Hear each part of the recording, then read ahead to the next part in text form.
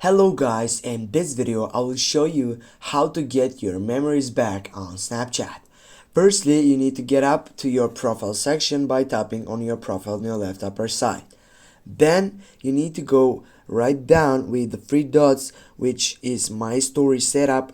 Go on it, and as you can see on the second selection you have Auto Save to Memories. Go turn on this section and go for Done.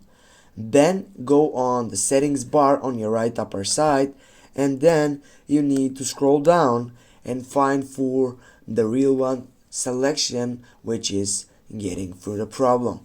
Now you need to scroll down and go for account actions, and here on account actions you can find out my data, but as you can see here it is not the option on it.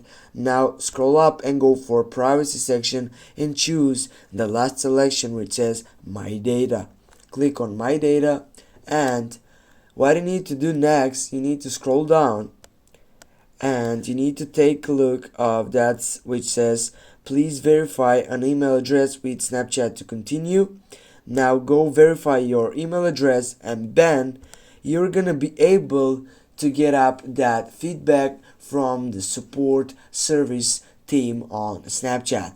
Thanks guys for watching. Don't forget to hit that like and share the video. See you soon guys.